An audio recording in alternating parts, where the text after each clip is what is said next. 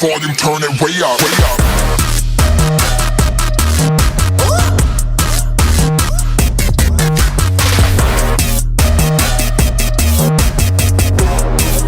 Crank that volume, turn it way up, way up.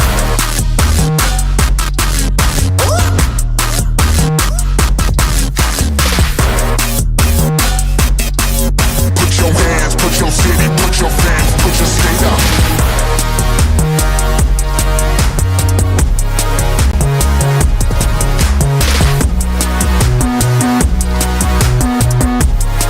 Yo, crank that volume, turn it way up, way up, way up, way up.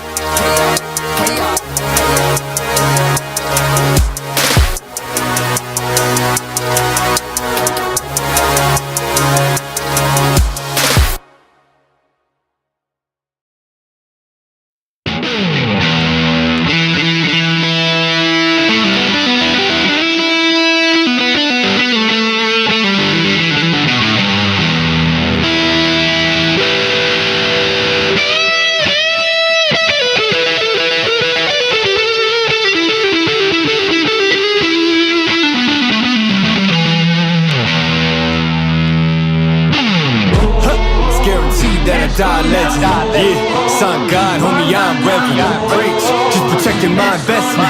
Ask about me, integrity's not a question.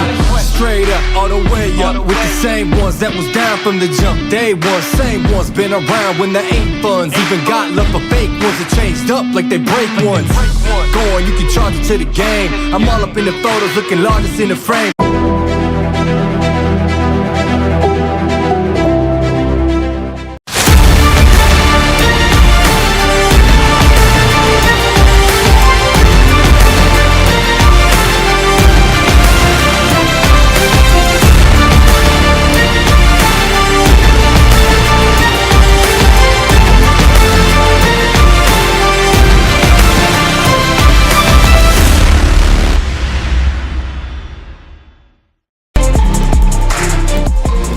Go home in the backyard brawl with Lexington and Ontario meeting yet again in tournament play with a spot in the district championship on the line.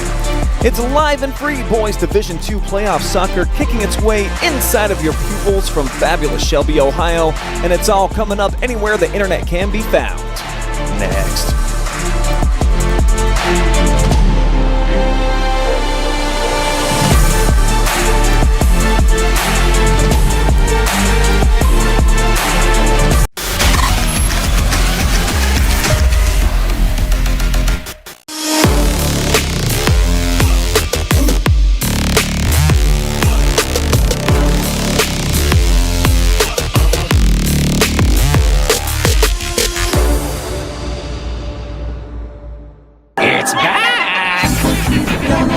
Our prices are really sweet. You'll save big all October. Don't delay, just hurry. To Spitzer Jeep Ram Mansfield, where every vehicle on our lot is panda priced up to $5K off MSRP, even on new Ram 1500 during Ram Power Days.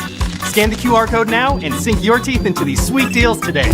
Don't be scared, come and save. At Spitzer, our world revolves around you. Are you looking for a solid career, job security, great pay, and rapid advancement? An important role with a global leader that invests in state-of-the-art technology, develops world-class solutions, and is committed to a cleaner tomorrow? Yeah, we have just what you're looking for.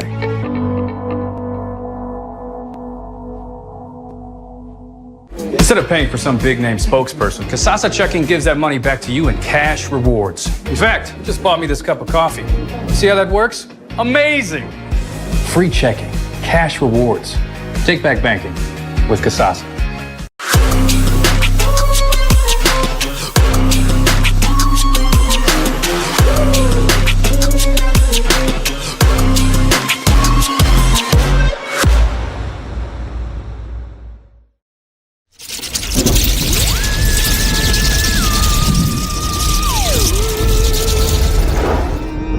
Happy Halloween!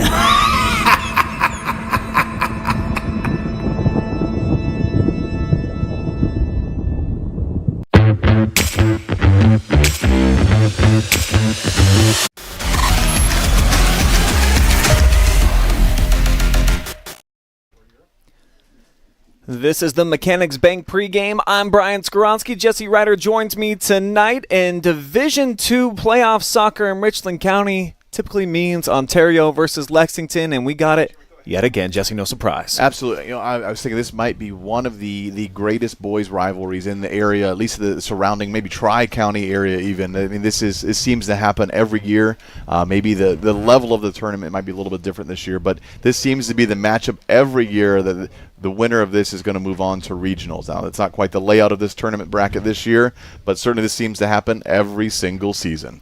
Yeah, Ontario, the number 6 seed this year, a little bit lower than we've seen in seasons past, but for them, Jesse, getting to this point, 3 straight wins for them as we dive inside of our team spotlight and see the Warriors under their new head coach, Stephen Armstrong, still playing some quality soccer and scoring about 3 goals a game, only giving up about 1.3. And they've got a couple of quality wins as well. Absolutely. This is a team that they're going to be a tough out, certainly statistically and personnel-wise. Maybe not quite to the level of the previous teams, but Coach Armstrong's done a great job of preparing these guys for this game, for this moment, and for this season. So I expect a really quality contest tonight.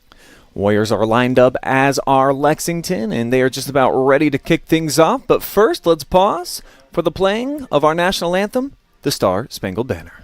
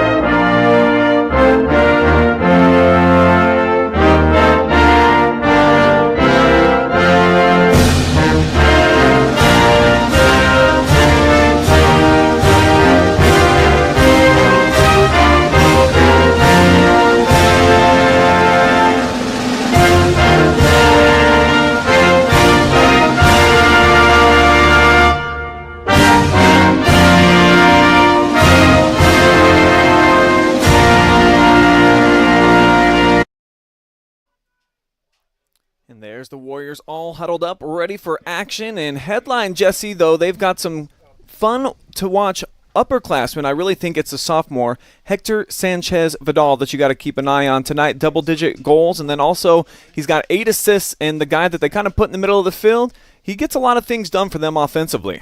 Yeah, you know, you look at a player like this, and if you've not seen him before, he's just smooth with the ball. He's confident. He takes good chances, creates good chances, and the best part about your striker is that he finishes a lot of those chances. So I think really for him, the more he's played this season, the better he's performed.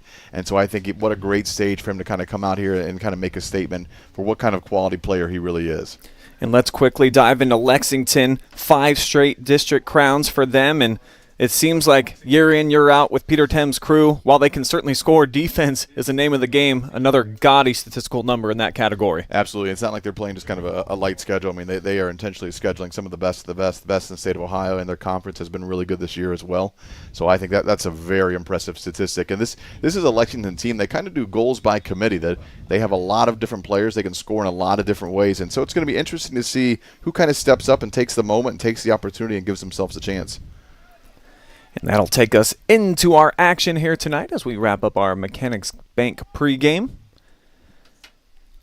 And it's Ontario in the white uniforms tonight, Lexington in the all-purples, and just a gorgeous fall night here at Shelby. Temperatures in the lower 60s. The sun is still shining, so whatever the outcome of this game might be, you certainly can't say that weather is going to project a factor because it's just about flawless playing conditions. Absolutely. What a great facility. You know, there are certain things that have changed since I've kind of been coaching in the high school realms, and one of them, when I was here, Shelby did not have any sort of soccer team or complex, and so I made the drive out, and I thought, man, what a wonderful complex.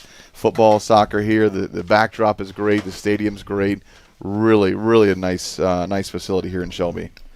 That's Jace Young drilling one, hoping someone can get behind it. Instead, it rolls all the way into the hands of the keeper, Nolan Stewart. Having a fantastic season, 70 saves on the campaign for him. Instead, it rolls all.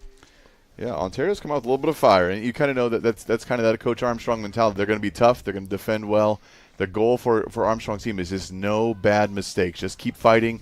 Give yourself a chance. Be tough. Be physical. And just don't have any bad mistakes that could lead to a goal. Couple of turnovers back and forth. Both teams kind of jostling for possession right now. Yeah, Lex really nothing going forward. Just open a couple of minutes here, but it's just been all Ontario's half of the field. But that's kind of the Lex style. I mean, they're just going to keep the ball until they're not, and then you just go all of a sudden they're just going to get free. They're going to go forward, and usually they finish those quick counterattack opportunities. Minutemen finding feet right now here on the wing. And we're going to get a whistle on the first foul of the night. Goes against Evan Rui. Yeah, Will Perkins so fast with the ball there. I mean, he's such a tough matchup.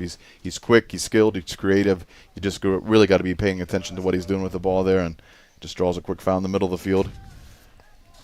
Fresh off the restart, they're going to play it kind of safe here with Lucas Dove. And now a big ball across the field, tracking. And it's into the hands of the keeper. Nice diving stop there just to kind of end the threat. Yeah, kind of a field player turned keeper here, just out of necessity for Ontario. But really, honestly, one of the better keepers in the area. He's just kind of a super athlete, so wherever he goes, he's going to kind of contribute at a high level. And the team needed a keeper, and he stepped in. And he's done a fabulous job so far this year.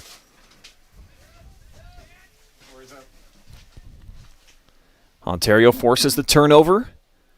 They give it right back as it's intercepted here by Jack Hiebel. Crafty little outside of the foot pass down the line to keep it in play. You can do one of two things. You hit it with your left or the outside of your right so the ball doesn't go out of bounds. Welbecker lost his footing, but ends up right at the feet of Hiebel. He took a bit of a hard fall, too. I think he landed. You can see him holding his head a little bit. Hopefully he's okay there. Kind of a bit of a heavy knock right away.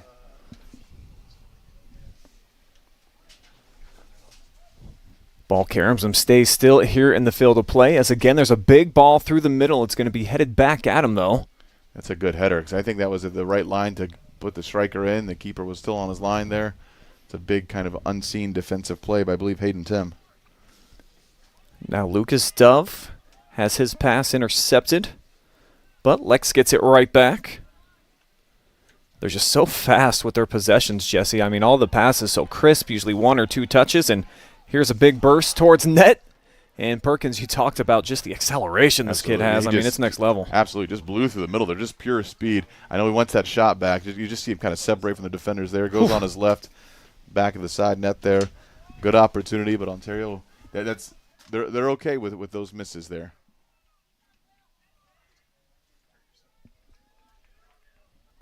So the first shot of the night belongs to the Minutemen, who just put it out of play here in front of their own bench. It'll be a Warrior throw-in. You see the replay does well to keep it on his left there, but just can't quite turn it to the back post and ends up going just to the side of the front post. A good opportunity for Lex, by far the best of the game for either team. Headed out of bounds here by Austin Boughton. You know, Lex is the type of team, they're so difficult to defend because you got players who play in the midfield, but they just get up in the attack so fast and they're so smooth with the ball that if you don't communicate or you lose your mark for just a second, then it's going to be it's a tough transition. It's going to be the second team foul against Ontario now. So a chance here from the football 40-yard line to try to set up a set piece. That's probably close enough. Yeah, Lex not sending a ton of players forward yet. This looks like maybe 4.5 with Jack Hiebel's joining a little slow there. Not a great free kick. Ontario wins it easily, and it's going to give them a chance to go forward with a couple of players as well. Foot race out to the corner. And Dylan George able to get a piece of it. And corner kick on the way here. That's a veteran play. Does well to just get something out of nothing right there. There's two guys on. He's not going to be able to get a cross in, so just kicks it off. Ends up getting a corner, even better than a throw-in. Lexington is so skilled with the set pieces, corners, free kicks.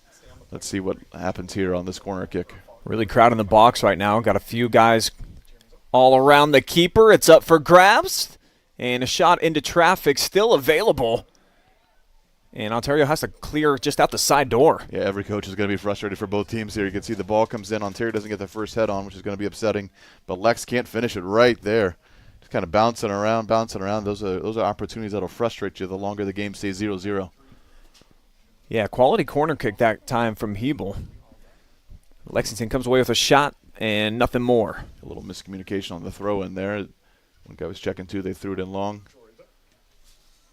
Offensively for Ontario, it's going to be interesting to see what your strategy is. Certainly you want to keep enough numbers back. You got to defend this talented Lexington attack. I think he got the ball. Yeah, that's a good tackle. Hard tackle, but a good tackle. You got to keep the numbers back, but at some point you might have to look to score a goal too. And so it's always that numbers game. How many players do you send forward on each opportunity without giving up the kind of that strong defensive presence that Ontario has right now? Off the carry right side, it's going to get redirected back to the feet here of Terrence Corbin. Ontario's going to be fine with this game being played at the middle of the field right now, just kind of hanging back, trying to limit all the chances. And that's a good ball, good opportunity for Lexington. Yeah, Hiebel really crafty setup. Not a lot of pace behind the shot, but Lotzenheiser delivers the third so far of the contest for Lex. Yeah, I thought there might have been one more pass to be made to Dylan George there. I thought his opportunity looked good, but he said to pull the trigger instead.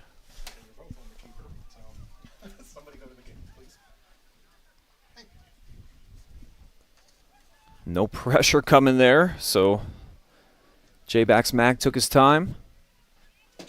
And now a chance here for the Warriors potentially. But just not against this Minutemen defense. Yeah, good tackle there. For Vidal, he's really going to have to kind of create his own chances. There's not going to be a lot of build-up play for him. It's just going to be one of those counterattacks. Can you just get enough of a touch away from the defender, give yourself some space, then maybe go out one-on-one somewhere. But it's going to be it's a heavy workload with limited opportunities for him in the middle of the field. So it'll really be how creative can he get. Will Perkins with some space and speed again. He goes down pretty easily. Referee's going to give a goal kick. Yeah, I think that's obviously the correct call here. But you love Perkins even just trying it, expecting that he has the speed to be able to turn the corner that time. He might have tripped himself up. I thought maybe he went down on the dive. But I think he might have tripped himself up, honestly, after I saw the replay there. Certainly it's probably about the third or fourth time he's gone down within the first 10 minutes, though. He's taking a little bit of a beating. So still scoreless on our Fairway Mortgage Company scoreboard. Though Lexington, the only team with opportunities so far. And when we get a chance for a substitution and a dead ball, Jesse and I will dive into our keys to victory for both sides. That's a heavy tackle right there. He did get the ball, though. Gets the ball, goes right through the player, sends a message with that tackle. Clean header out of the sky. But again, Lexington just seems to be first to the ball so far. Yeah, Ontario's just, they want to get guys back. They don't care necessarily if Lexington wins the ball here in the middle. They don't expect there to be a lot of 50-yard goals coming their way. So it's can they just deny the opportunities going forward. And denying Will Perkins right now has proved to be a tough task. Skilled, pace, but it's going to be Ontario throwing. Nice pressure that time by Boughton to kind of earn possession back here for the Warriors. Just over 9 minutes gone by here in this opening half.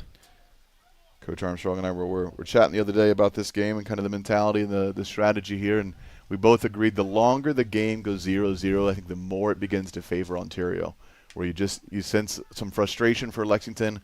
Ontario kind of has that underdog role this year, where certainly Lexington kind of have a good big win over them early in the season, and so the longer it stays scoreless, I think the more. That's a good ball in with some space.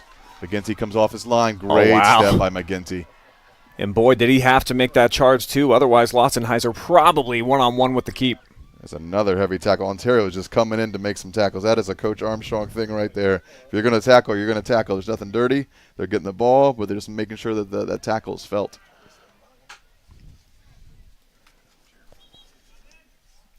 Good look at McGinty there after making that hard charge off that back line, and a necessary one as well. Absolutely.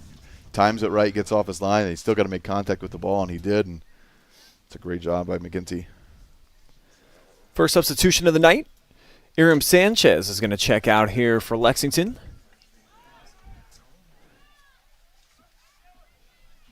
There's Vidal. It's just going to really be Vidal working in the area right now. Maybe once in a while Ontario will join some more numbers, but really the goal is just keep the ball forward. Let's see what we have here. Didn't see it. It's going to be an Ontario free kick. Now, this is when you get a little creative. You get a free kick right around the football. Let's see where they're going to spot hit here.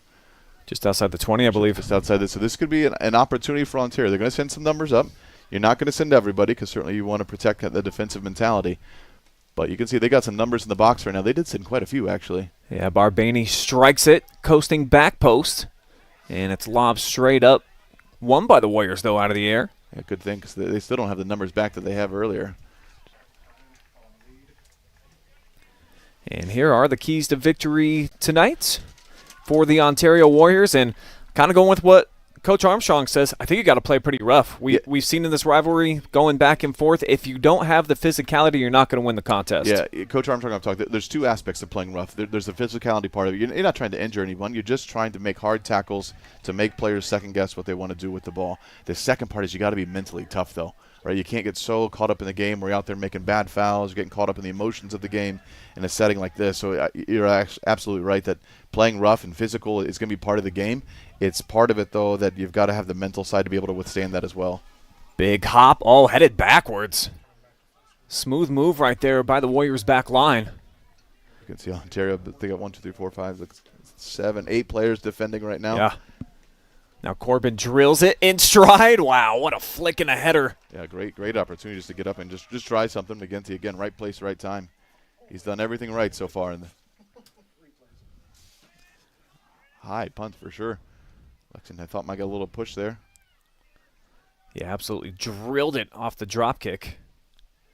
And cleared out of there by Dub, but waiting for it here at midfield is Jace Young. This would be an interesting strategy for Ontario. They might have a little bit of pace out there. KJ Oden's a fast player, and you can see just going in. His pressure and pace has created a corner. Yeah, absolutely. Just coming in hard. It is. I don't know if he ever touches the ball, actually. He just comes in. You feel the pace. You feel the pressure. A little bit of panic. And, again, these are the type of plays. If you're Lexington, you got to be careful here. You can't give free kicks and corner kicks away so easily. So, Ontario, let's see if they can be opportunistic on a setting like this. Barbaney, good-looking display. Settles in, and the shot across the face of the goal, and it's going to be a corner, I think, over on the opposite side. Absolutely. That's a good opportunity. Looks like KJ Oden who ended up with the ball there. You can see just ball kind of gets there. That's a good turn to get it back on target, force the keeper into a tough save. Another corner kick for Ontario. The free kicks are where I think Ontario is really going to be dangerous here, and you can tell. It's something, just looking at the pace of how he's going out to the court, there's no hurry for Ontario. You know, the longer it stays 0-0, the longer it feels competitive, I think the more it favors Ontario. And so when you get corner kicks like that and they result in good scoring opportunities, they went for a low corner. Oh, my word. I don't know if he fell or he went for a low diving header.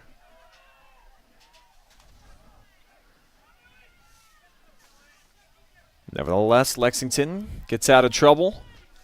And great looking ball here down the near sideline. You can hear Coach Tim trying to increase that pace a little bit, then knowing that Ontario had some numbers up. Not quite the final ball you needed. Played behind him, right into the feet of the Ontario defender.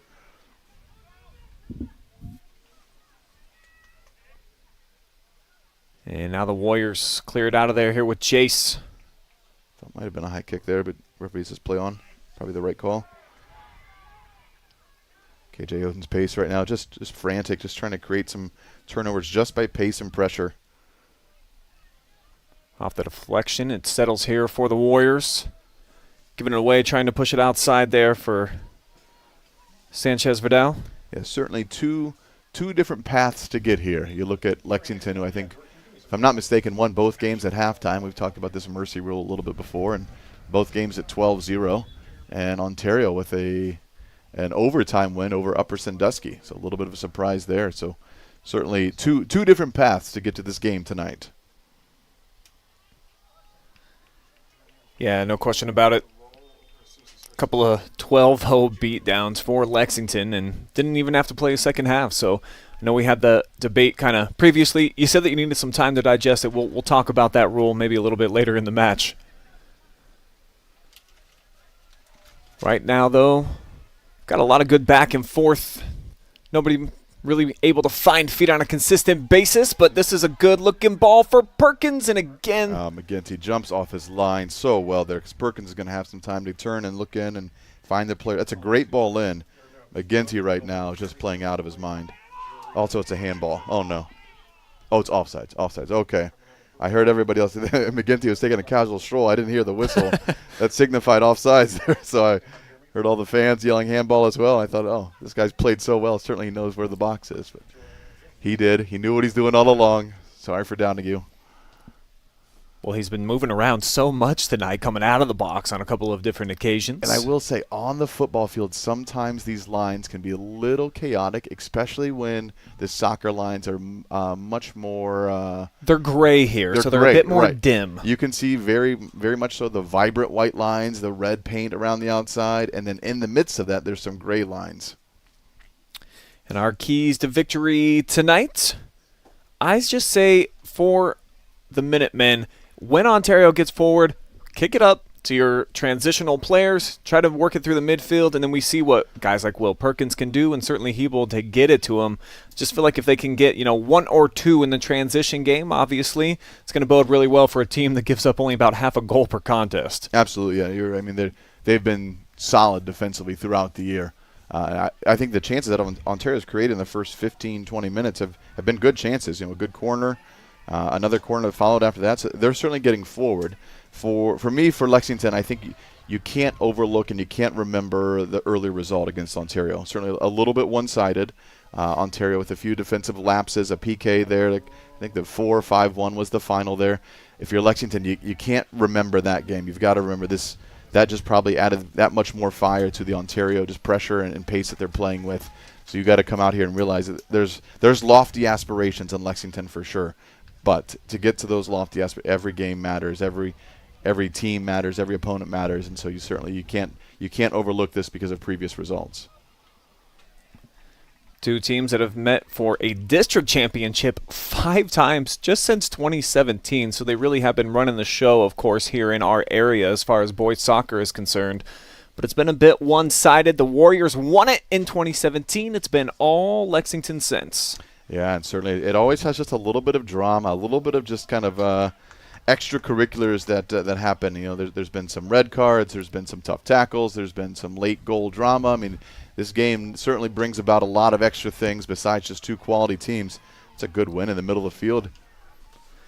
And another opportunity here for the Warriors as Boughton tried to split a double team, pushed down into the corner, and out of bounds here for a Warrior throw. Jace Young's got some space and pace in front of him. It's a good skill move on Perkins there. And it looked like he was trying to whip it kind of far post, but it got deflected by Will. And now you see Perkins with a couple tough touches here. Sometimes when you're as fast as him, things are going to get away from you. Undoubtedly. There's crazy some truth pace. to that, right? When you're playing at such a fast pace, that thing, little touches can be just that much more difficult because you're playing so much quicker. This will just get a leg in there, win the ball, draw a foul. Referee thought about it. Let's see what we got here. They are going to give it to Ontario. Interesting. I thought he went down. He's maybe tying his shoe right at the spot of the foul. He's a crafty guy. I thought he went down a little easy, didn't get the foul, and then just kind of gets in the way of the ball, and they're going to call a dangerous play. It could go either way. I'm fine with either call, really. If he calls the first foul or the foul on Perkins, I think it's fine. Or this being the call, it's just one of those judgment calls. It just so happens, so it's right in front of the Lexington bench, so Pete Tim's going to have a word with it as well.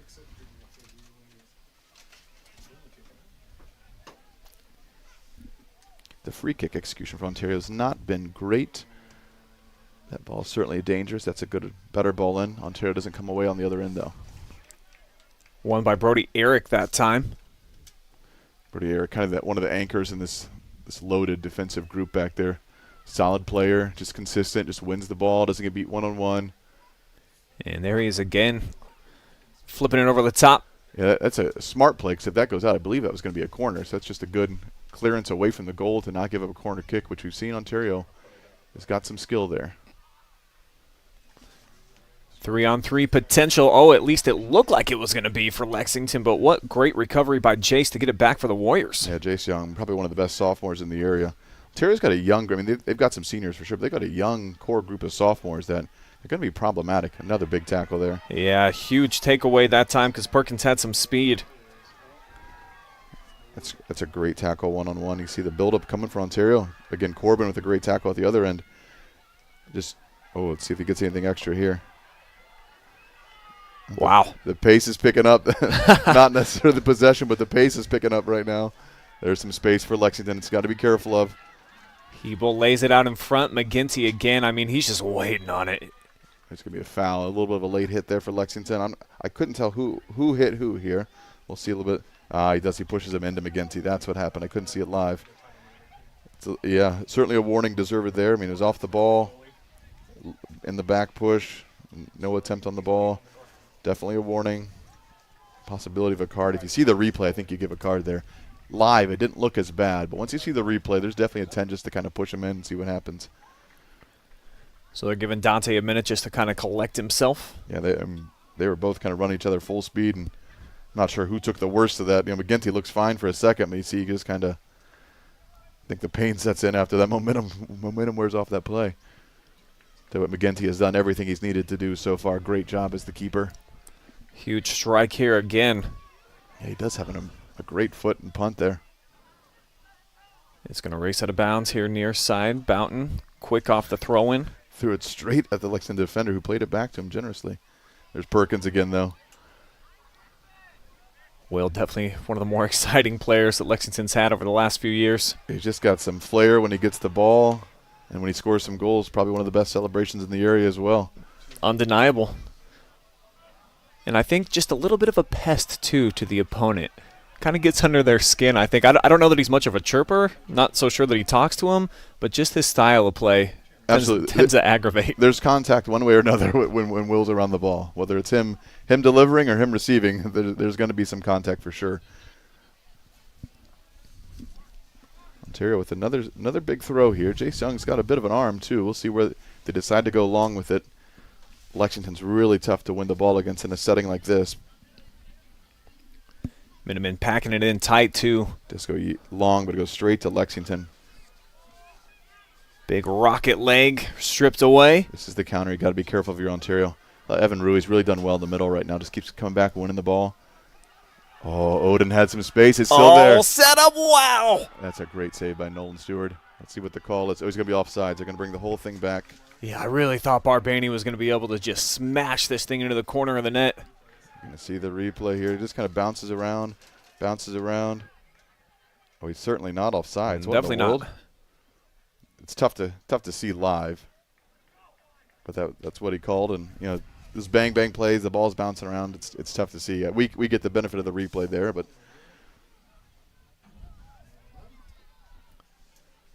so Lex dodges a bit of a bullet there, with Stewart pulled just slightly out of position, but with the flag going up, ends the threat, and very quickly the Minutemen get it back into the attacking third here as they got the throw-in on the way. Lexington's got a couple subs coming in as well. I would say that's one thing that Ontario doesn't have with this group. They don't have the depth that that Lexington's going to have.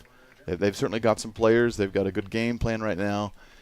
Can you execute it for 80 minutes at a high level? We'll find out here. But Lexington, I think when they sub, certainly there's quality in their starters, but they've got some guys who can come in and contribute and play at a high level too.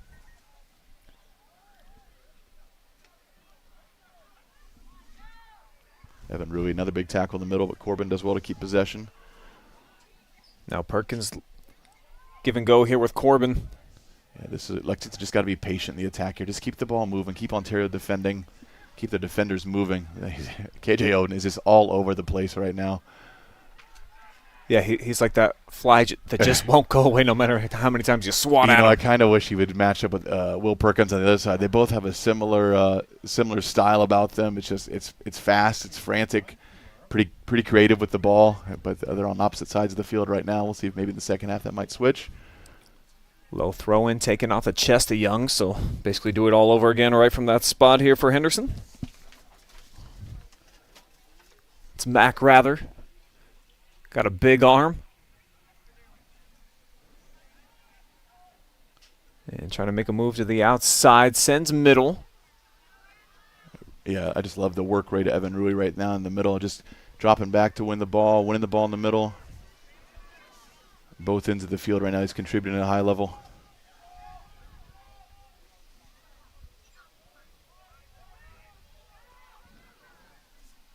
Minutemen going to send it down to the other end. McGinty calls him off. And there's part of the strategy. The longer it's 0-0, the better. You don't see that a lot when a tie game where the keeper's just going to kind of let the time tick. But Ontario knows what they're doing. I thought they've executed the game plan for the most part to a really good level. Just got to be careful on these counterattacks. You can't send too many people forward. What a great tackle. Yeah, Perkins tried to go touchline. Got stripped of the rock. Hiebel reclaims it. Now here comes Terrence.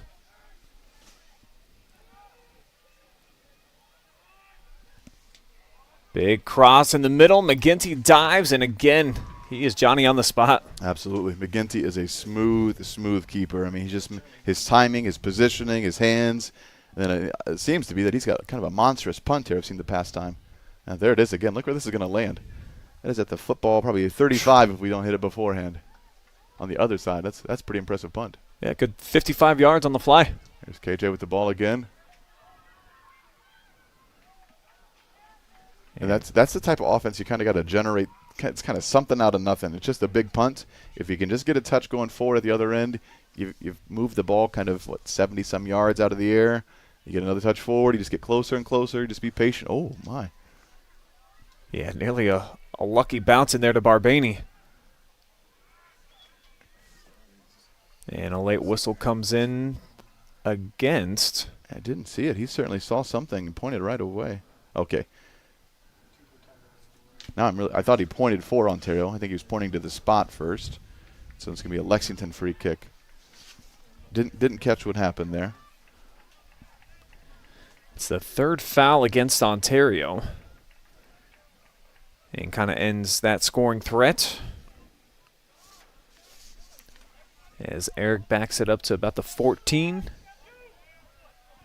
See Terrence Corbin kind of giving some instruction to the Lex team out there. Certainly one of the leaders for sure of this group. I think the instruction is probably to not panic with the ball. And that's part of this Ontario strategy is just get them rattled. Just get them unsettled a little bit where they're not so smooth with their possession and their attack and kind of make them make plays they don't want to make. And certainly I think that game plan for Ontario has worked so far. Now the tough part of that game plan is you have to continue it for 80 minutes, and it can be fatiguing, it can be frustrating, and you just have to be so alert defensively and for the keeper as well, which McGinty has been. Lexington offensively came out of the gates hot. 3 shots in about the first 7-8 minutes, and just 1 sense as they have really kind of failed to make that last connecting pass. But whoa, what a move by Hiebel. Splitting the gap, and I thought a little jersey tug from Young. Didn't get a whistle there. Yeah, absolutely, a little bit of contact, but the referee's kind of allowed that to keep going. You just see that incredible skill by Hiebel. He's so smooth with the ball. Maybe one of the best 1v1 guys in the area of just if I'm a coach and we're scrimmaging, I'm keeping my legs close because I know he's going for that meg. He's so skilled with the ball.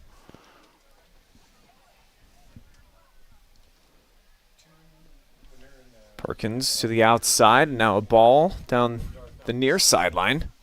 Blistered up in the air, and they'll be out of play, throwing on the way. Coach Tim showing that he's aging just a little bit. Wasn't able to time that one out well.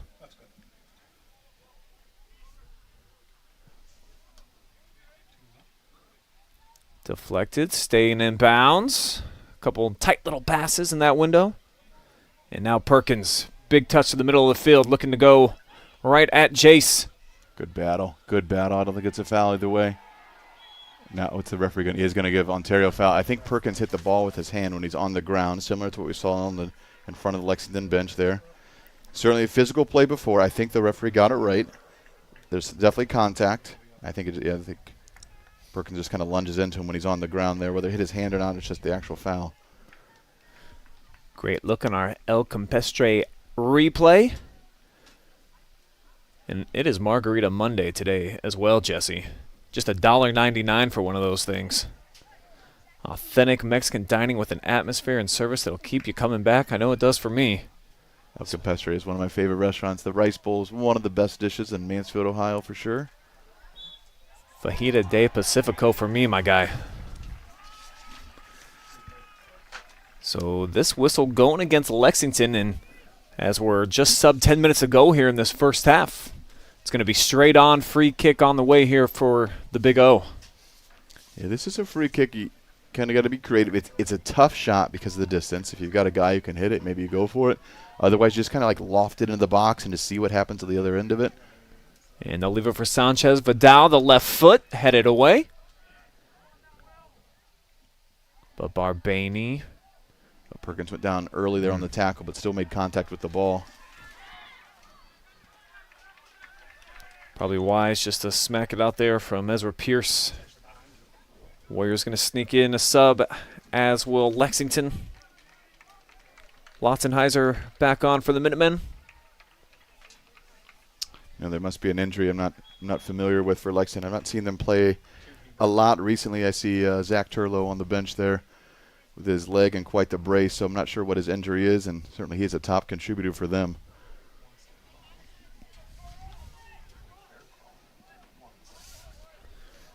Yeah, Turlow, I believe, leads the team, or one of their leaders in assists on the season. Yeah, he's also very skilled one-on-one, good finisher, smart player. Was not aware that he was injured. I'll have to see what's the deal, but I can definitely see a leg brace in him and a hoodie on the sideline. Lex winning possession.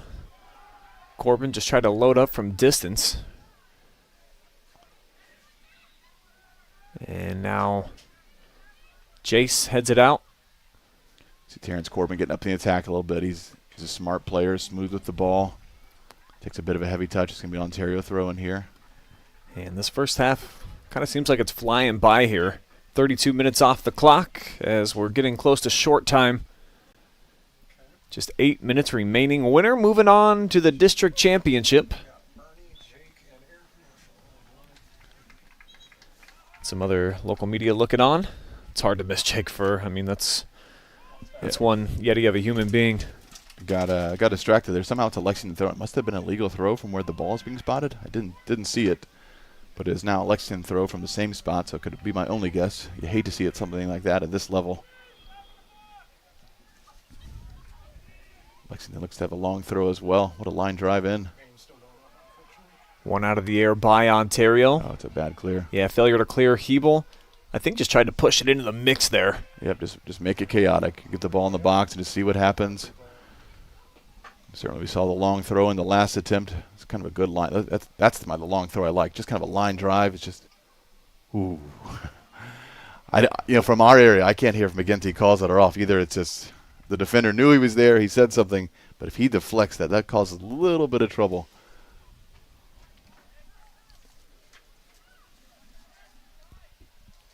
Ontario's kind of struggled to kind of keep possession of the ball in the attacking third, but it's not really the game plan right now. The game plan is just defend and just counter when you need to. And I thought so far of the first 34 minutes, they've done a really good job at that game plan. Certainly defending well here. Bernat just places it out of play. Lexington with Corbin chasing through the middle, stripped by Jace. It's a bad giveaway. Didn't quite clear the next defender. Oh, it's going to be unfortunate. But McGinty, he's got that instinctual goalie sense where he's making the break right when he needs to, Jesse. He's not misguessed yet. Absolutely. I agree. Just what he's done so far has been exactly what the team needs, and it generates offense out of this play. That's a tough ball to handle. You'd probably like to see a little more pressure on the back line against Lexington there. Just see if you can mess that touch up a little bit and see if you just get a ball to bounce forward. But, I mean, he's done everything he's supposed to do.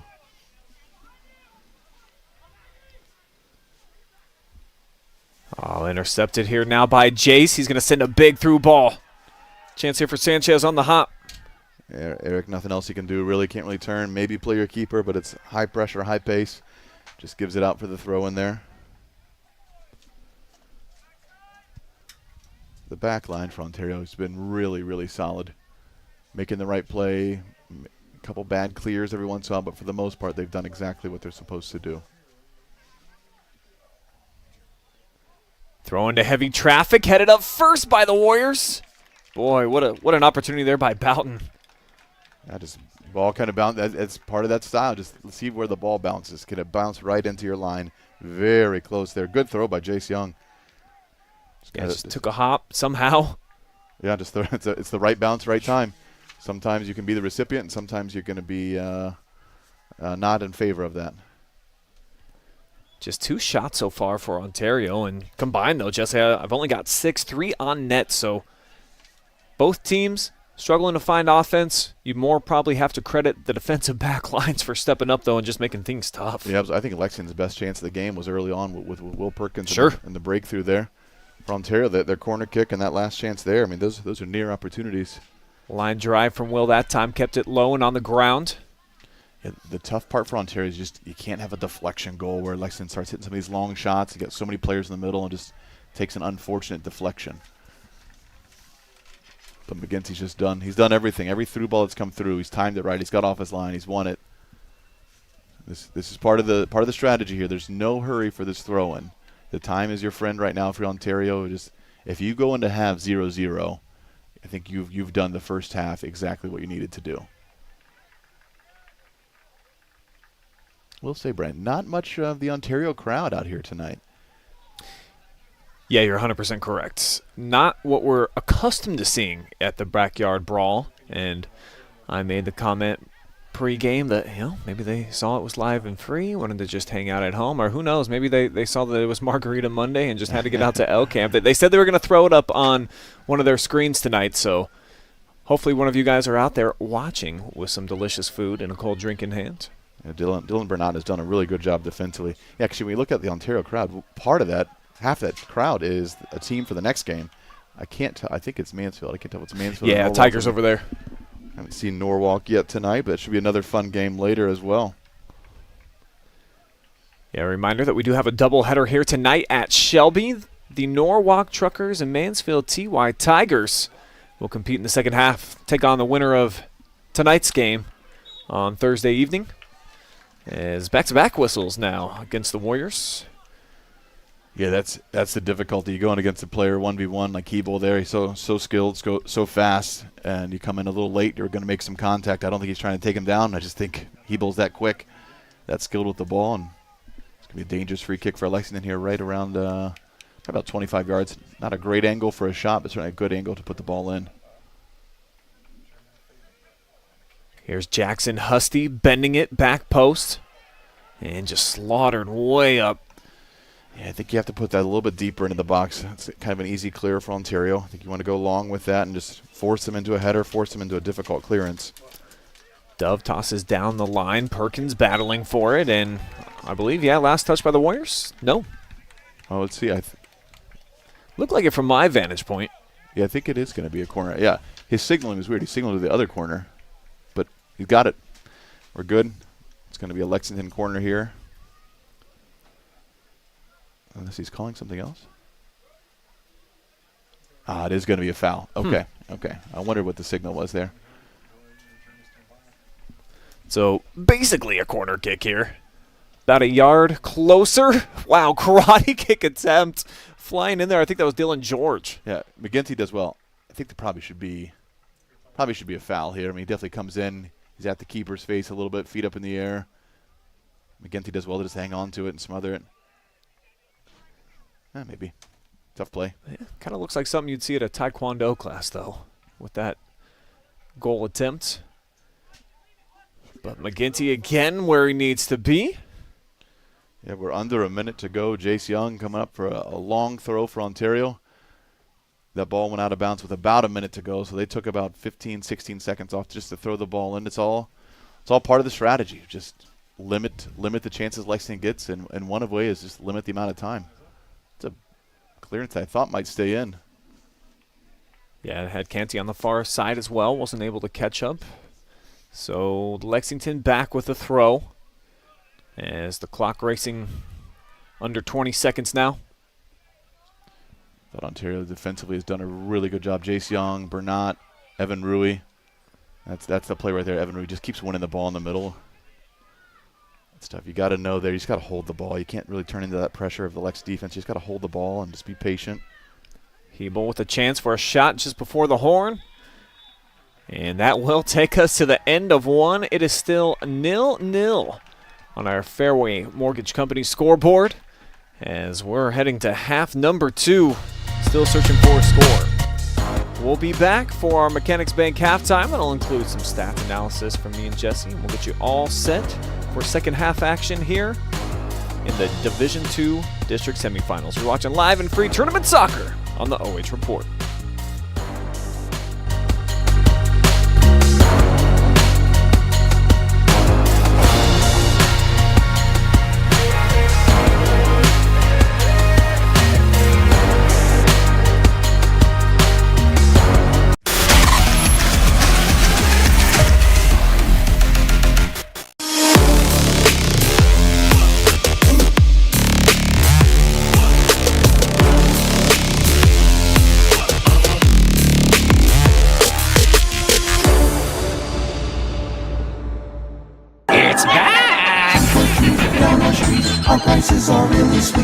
save big all October. Don't delay, just hurry. To Spitzer Jeep Ram Mansfield, where every vehicle on our lot is Panda priced up to $5K off MSRP, even on new Ram 1500 during Ram Power Days. Scan the QR code now and sink your teeth into these sweet deals today. Don't be scared, come and save. At Spitzer, our world revolves around you. Are you looking for a solid career, job security, great pay, and rapid advancement? An important role with a global leader that invests in state-of-the-art technology, develops world-class solutions, and is committed to a cleaner tomorrow?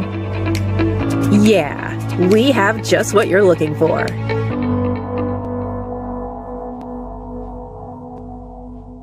Instead of paying for some big-name spokesperson, Casasa Checking gives that money back to you in cash rewards. In fact, you just bought me this cup of coffee. See how that works? Amazing! Free checking, cash rewards. Take back banking with Casasa.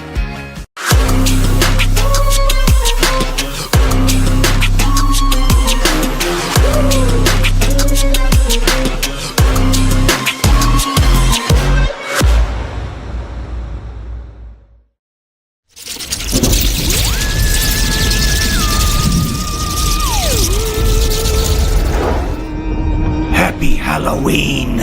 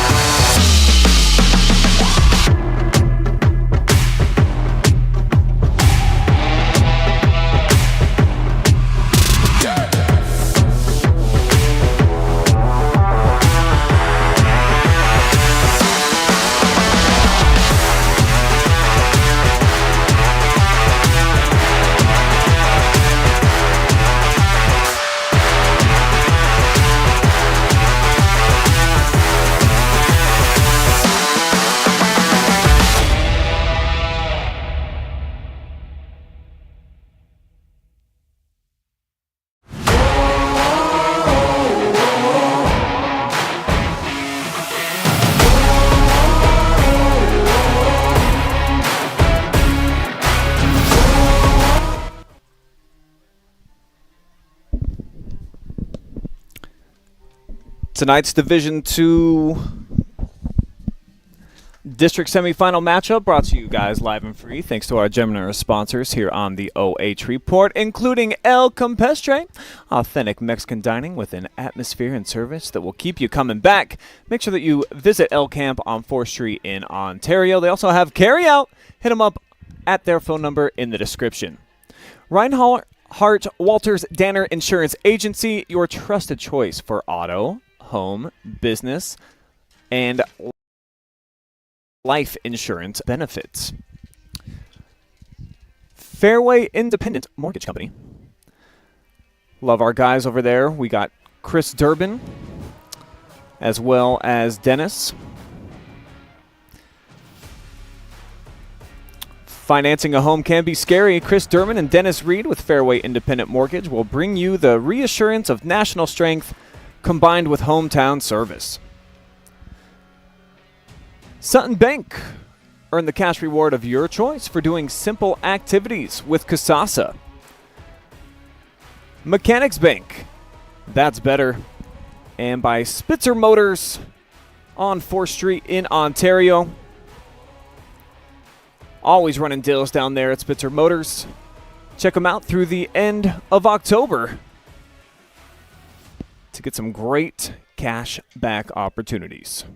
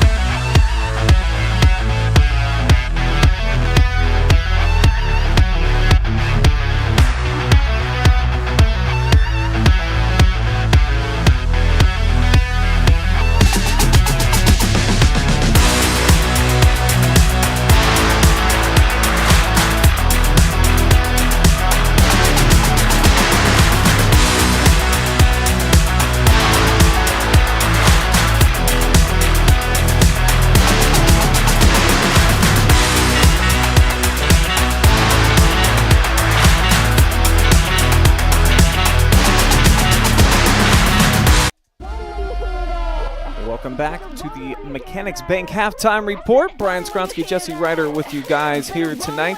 And very even across the board, Jesse. I think both teams defended very well.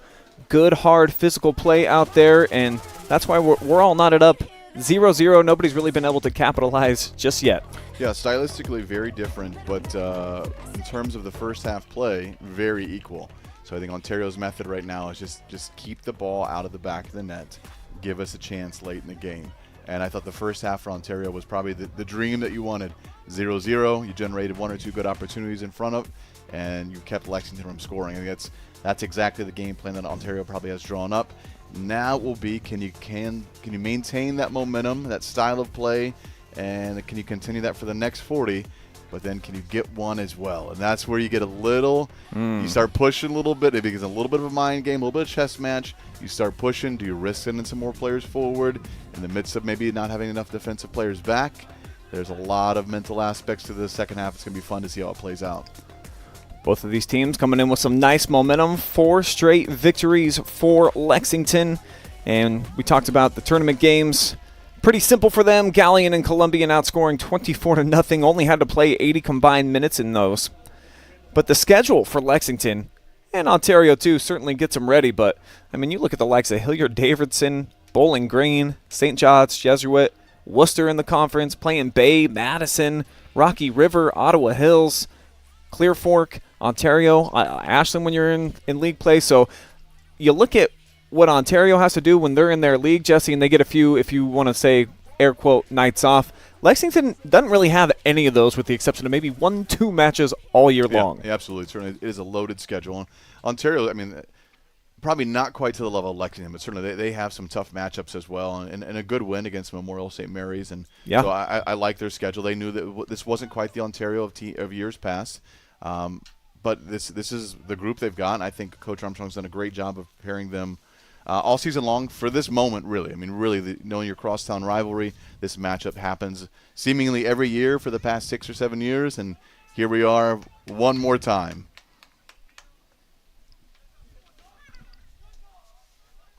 Been, like Jesse said, probably the best rivalry in North Central Ohio for boys soccer on the pitch over the last, certainly probably half decade and beyond that. Yeah, I thought maybe Lex Madison could be in that conversation. Certainly they have some battles, but it's been pretty one-sided for Lexington the past couple of years, and Madison obviously being in a Division I tournament team, so you don't really see that kind of intensity in their matchups. There's some conference implications there. But I think this matchup is probably the best boys rivalry in the area. On the flip side, I was trying to decide what is the best girls rivalry in the area. And I think there's so much parity with the girls team that certainly there's rivalries and there's tough matchups, but I don't sense kind of this backyard rivalry on the girls' side of things, because there's so many every year that district is just chaos. You just never know what's going to happen, never know what to expect, and we're just a couple days away from really getting to be a part of it. Yeah, all 4 teams in the girls' Division II side, of course, from Richland County, and that's kind of been the status quo here in recent times. And we certainly know that these 2 teams almost always going to be competing for a district crown. As Ontario comes away with a nice defensive stop that time, it was some early pressure for Lexington offensively, much like we saw in the first half where they got to work pretty quickly. Ball's just kind of bouncing back and forth in the middle, just some tough clearances, tough balls there, not really looking to maintain possession yet. Ontario doing their job defensively, just don't let them get in the box with the ball. And a late whistle comes here against Lexington, ends the threat. Ontario does well just to kind of keep the ball there, a little bit of an arm extension, right call by the referee again. I thought he's done a nice job. This is such a tough matchup to referee because you know there's going to be physical play. There's so much riding on this game in terms of advancing and not advancing. There's the rivalry. There's the emotions. You got to factor all that in. And so to referee this game is probably one of the most difficult games to referee, let alone just getting calls right, of handling all those extra emotions for coaches, for players, fans at times. I think and this referee crew tonight so far has been right on.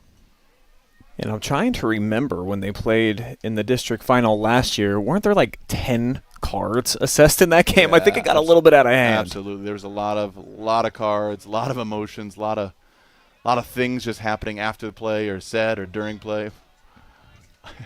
Undoubtedly a foul. He definitely took a second flop to get the foul, but undoubtedly he's down and down again. All right. Just making sure. And even plays like that, now that's I think clearly a foul, but there's just always, especially with this Ontario team, there's going to be contact. And so the referees always just have an eye on the ball of what happens first. Is it contact in the ball, which would be a foul, or is it ball then contact, or is it, just those judgment calls can be so crucial sometimes. I think Matt Baker's in the middle, one of the better refs in the area. He's certainly done a great job tonight. And Terrence pushes that down the side, expecting his teammate to make a run. Never happened, so it'll be out of bounds over to the Warriors. As the sun begins to set here on Shelby. Beautiful fall night.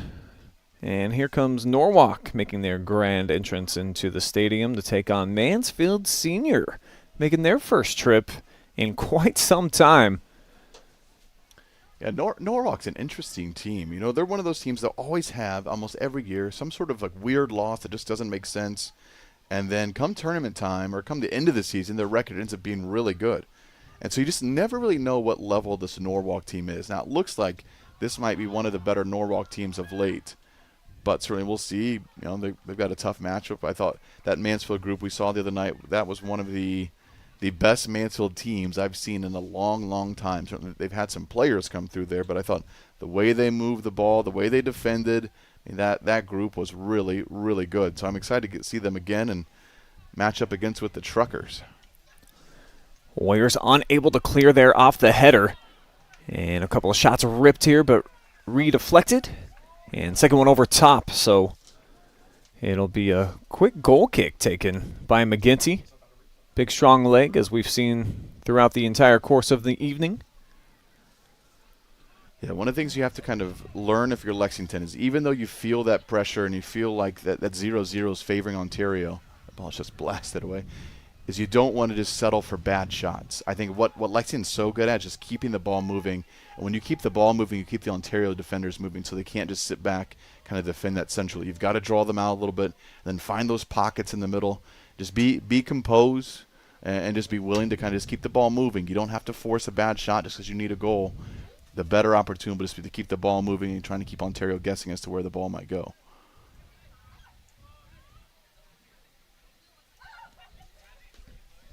Here's Young looking for someone to make a move, lobs it into traffic, found his buddy. Evan Ruiz played a really nice game in the middle of the field tonight. Now another big ball is going to make its way inside the 18. Big cop. Tell you what, if Ontario puts some pressure, that's a dangerous ball. I mean, just kind of lofted up there. Ontario everybody sat back. Stop the run, yeah. Just make sure Lexington had it, I guess. Sometimes you just don't anticipate how that ball is going to land or end up. But that type of ball, I think Ontario's going to be okay with. Just get the ball in the box, just create an opportunity. A little bit of a flop in the middle of the field, so a chance here for Lexington. They flip it backside. Perkins making a charge. And he's going to be whistled for the contact, push in the back, they say. Yeah, certainly. Probably a foul there. Gets him in the back. You know, one of the things to be curious, Perkins has a lot of just kind of like contact fouls. Not really bad fouls or hard fouls, but just the type of foul that those things add up. And he might pick up a yellow at some point just for persistency of that many fouls. We'll see how the referees let that play out, but I think it's probably his 4th foul of the night.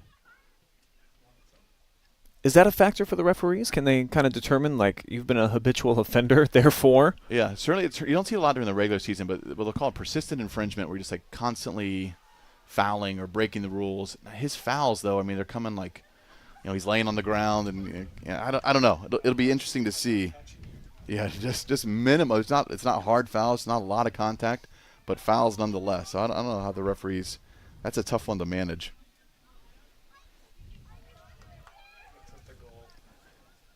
Stewart off the goal kick. Drives to the outside, won by the Warriors.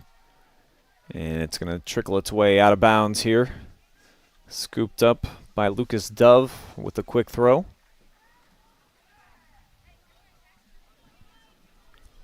We're about 8 minutes in here to the second half. Only one shot so far.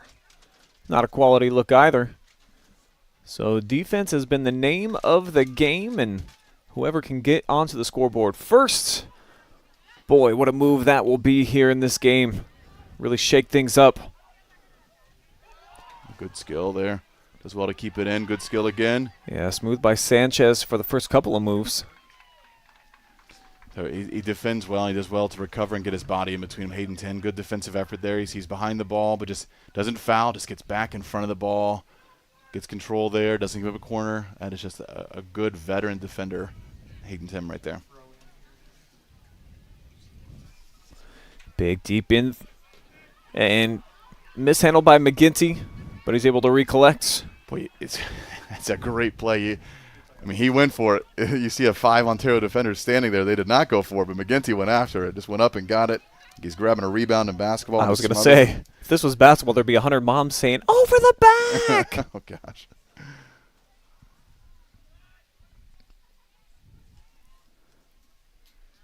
Do want to say what's up to everybody watching live and free on Facebook and YouTube. Didn't mean to ignore you guys tonight. Drop us some comment bombs.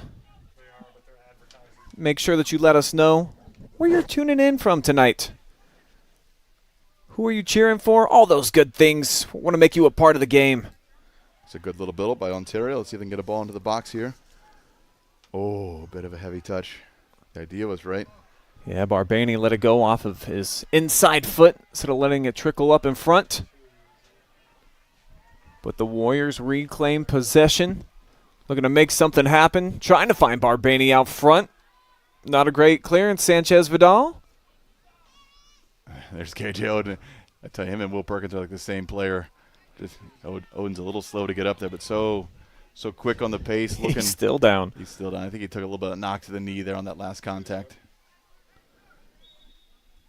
And Referee's going to stop play here for a bit. He's trying to get up a couple times, just not quite there yet. I'm not seeing him grabbing anything to really know what's happening. I think it might have been like a knock to the leg. He came in with a little bit of pace there, and they might have hit legs a little bit. You can see him kind of just walking gingerly off. I'm guessing as to what that might be there a little bit, but I think the way he kind of came in, looks like they might have knocked knees and just maybe a little bit of a, certainly it is not pleasant, it does not feel good, and I get kind of walking that off. I like a lot of what he's done in this game so far. I mean, his pace has been good, just pressure and creating some turnovers just by being fast and aggressive. So KJ is going to have to exit as the trainer trying to chase him down. But his boys continue to stay on the attack. They've been a bit more of the aggressor here in these first 11 minutes. That's a good ball in. That's a tough, yeah. I like the ball in. I like the build up here. Let's see if we can get a shot out of there. Alexa just so organized defensively. Oh, a little bit of a chaotic heel kick attempt there. Ontario's had some miscues getting in the attacking third. That's not part of the strategy right now. The strategy is just track things down defensively, then put it long. And so they've had a couple attempts here where they just, you saw Vidal, a little frustration with Barbani. And again, a little bit of a miscue, but not much else you could do there without the ball anyways. Stripped away here by Sanchez, creating a turnover for Lexington. Now back to him, little give and go, crafty stuff. But stepping up to the ball there was Pierce. And Pierce has done a nice job in the second half, just kind of come in and get some quality minutes. Great tackle right in front of the Lexington bench. Gets a big applaud here. Yeah, great tackle, and the ball deflected off Ontario, so it's going to be a Lexington throw-in. Lexington's going to need some of those momentum-type plays. It just feels like they're just kind of hanging around right now, just waiting for something to happen. Just kind of need a little bit of excitement to get your guys kind of ready and kind of go after things a little bit.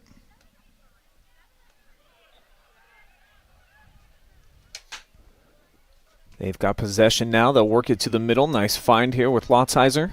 Yeah, Lexington is kind of turned blindly into the middle a few times. So one of the things at this level, you just got to check your shoulder. If you're going to turn into a new direction, you just got to make sure there's not a defender coming from the backside. And that's happened pretty frequently to Lexington tonight, where they just kind of turn right into Ontario pressure. Evan Rui is just going right now. That's going to be a foul there. No question about it. Barreled his way through that time. Yeah, it was physical play for about 30 yards sideways there. People are shouting for a card. I think the referees handled it well so far. It's a foul. If you card that, there's going to be cards coming out all the time now. So I think he's done it right again. Going to switch field, try to find Perkins here. Had a lot of space. Now it's kind of closed up the gap here with Vidal Sanchez. Ontario thought they came away with that throw-in. It's going to be a Lex throw-in. Well, that throw-in is just different for sure. It's a little lopsided, it seems. Yeah, so the rule is just got to come behind the head is the technical part of the rule, and I believe it does, but it just takes a weird approach to get there. Now here comes Perkins on the fly. Turns to the middle of the field. Will Perkins trying to set it up with the left. And the Warriors close the distance. George, though, recollects, fires into traffic. Yeah, you just got to be patient. Just be patient. Just keep that ball moving a little bit. Don't force those bad shots. Don't get deflected here. Yeah. Just got to be patient in your attack. If you can kind of move the ball side to side in the attacking third, you're going to find that less pressure and a lane to goal. Minutemen had the 18 surrounded, but the Warriors don't break. Another great tackle here on the near side, Lotzheiser. Absolutely, gets the ball, hard contact with it, does it right. Big push here from Brody Eric.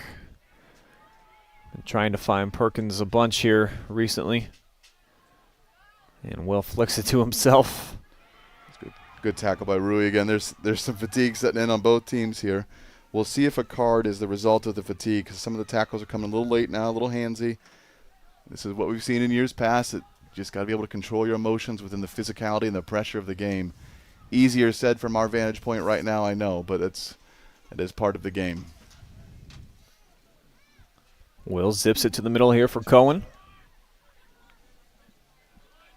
Yeah, Lexington just got to be calm here. Just keep possession. Huge ball played by Mack, and Warriors all over it. 10 playing it out of the air. I don't think the big ball is what Lexington it wants. I think, yeah, you just got to keep the ball, and I'll just find the next open player. Ontario's got so many guys back that the big ball is just, unless they miss it, it's not going to really be advantageous. Oh, one-timer opportunity and just mishit that time. Yeah, you can see the frustration. The buildup was good, right? I think that's it. You got to get the ball wide. Just keep the ball moving. You don't want to give it away. Get a deflected shot. But it was a shot that he liked to have back for sure. Tough angle, tough approach on the ball. There was Terrence Corbin with the shot attempt. That's got to be a foul. I think Evan Rui's just...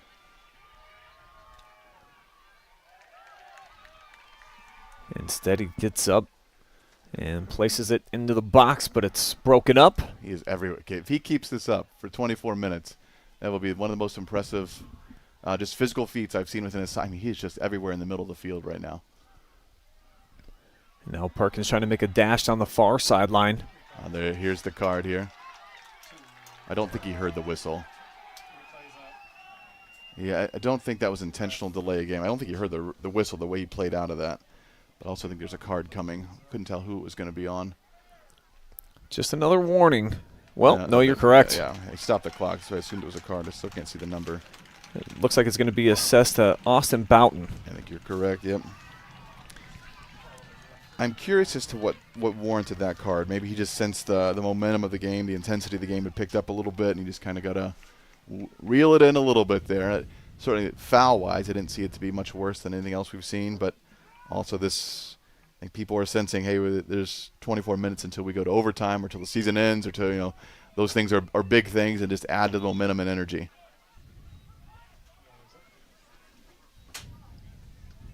There's going to be a substitution. Curious as to why the substitution was. He must be, okay, maybe he's injured. Typically you don't get the sub on a card. Injured player appears to be Lotzenheiser. I think he's got some blood. That would do it. Could maybe a hit to the mouth or something.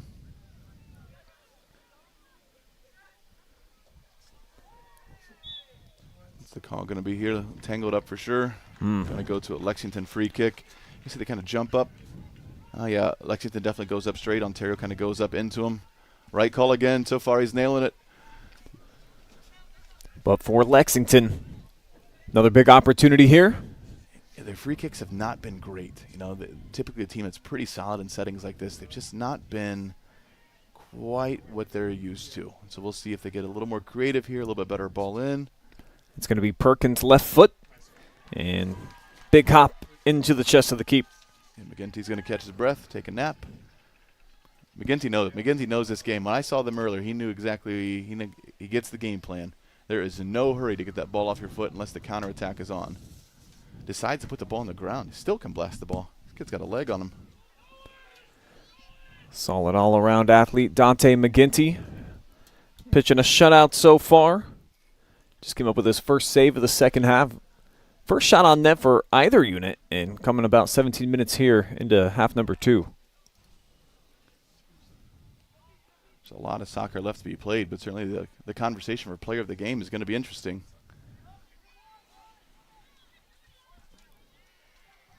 That'll be presented by Rinehart, Danners Walter Insurance. Lex looks just a little frazzled. I mean, that we talked about, that's part of the Ontario game plan, that the longer it stays 0-0, the more pressure it really is on Lexington to kind of score that goal. And right now you just see them kind of just almost panicking for a shot. You just watch there, just trying to find the ball, trying to find a good opportunity, knowing that they need to score. But that need to score cannot negate just kind of what you do so well. And what Lexington has done so well this year is just keeping the ball, generating really good opportunities. And they just haven't quite found that yet tonight. It's going to be an Ontario throw-in coming up. Jace Young taking his time, couple of dribbles. I love that El Campestre is a sponsor, but the more I see that logo, the more I want my rice bowl. It was tough for me to go in there today and talk business. I was like, I don't normally like to do this, Carlos. I like to be hanging out with you, of course, but what do you guys want to do for some soccer this week? All in. My guys over there Love the team over at El Camp. So you didn't get any food? No food, Wow. Jesse. I was on the run today. Brian, the man of business. There's too many games to try to get sponsors for Business this week. mode activated. There are a lot of it's that time of year. It's one of my favorite times of year. You get some great soccer matchups this week. We've got 4 games for soccer. Yeah. And then you got a bunch of football games. I'm sure you have volleyball too. I just don't know the volleyball schedule. Yeah, we got some volleyball going down actually right now, live and free, or at least coming up here pretty soon. I'm going to be on a match tomorrow. Ontario and Lexington playing in a district semifinal there. So I thought it was pretty cool. 3 days in a row, Ontario and Lexington playing head-to-head for a chance to go to a district championship. I'm curious. One of the things I've thought about, what sport, look, make me an injury. Oh, he is going to give him a card. Oh, I thought it was for the injury, but. Second assessed card here to Ontario. Yeah, what school has the most fall season wins? If you add up both soccer teams, football, volleyball, I don't know if you can count cross country in the mix. I don't know how you count wins and something like that, so it makes that a little more confusing. But if you just took those 4 sports, yes, what school would have the most wins in the county? In the county, and certainly I think these 2 are probably going to be up there. Well, you look just kind of by default. Lexington boys soccer, I mean, let me count the ways here, Jesse. Last year, regional semi, Final Four in 21. No, I just mean for the season, though. For just this fall season, you take those 4 sports, who's got the most varsity wins? Oh, we're going to get more cards. So the chippiness, is that 2 yellows? No, I don't think so. Okay. So it just looks like Tagliati is going to be receiving this one. I think he understands the dynamics of the game, that certainly the intensity is picked up, and you got to keep it. Or no, lot sizer, I'm sorry. You got to keep it safe. You got to keep players going. And Pete's going to have a question as to why that's a card, but I think the last one for Ontario, you could question why is that a card. I think he's just trying to keep this in a setting that is appropriate, and I think he's got to manage this game. We're all aware of the history, what's at stake, and so I'm not opposed to some of these cards. The tough part is if you get a bad foul for a player who has one of these yellows, and you got to give him a second yellow. But you can see McGinty again. He knows what he's doing back here. Although I think the clock stopped technically. But, oh, there it is. So he's going to take his time on the kick coming out. Yeah, approaching the midway point now here of the second half. We've got no shots yet for Ontario, but the cards starting to pile up. Are we actually going to get another one? I think Jace Young's going to get it. Jace Young kind of ran away. I think he knew it was coming. Just thought maybe he could outrun the card. So getting some flashbacks from a season ago. Yeah, just in the past 90 seconds. I think it's really. But I think that's consistent. I mean, it was a card at the other end of the field. I think you can't let this game just keep progressing without cards. So I think he's doing it right, and it's just the intensity of the moment of the game. You've got to be able to handle it now. Jace Young's a tough player. You hope to get him back in the game soon. He's done well defensively. He is the type of player, though, that you got to be careful of that second yellow. Certainly take him out of the game in a setting like that.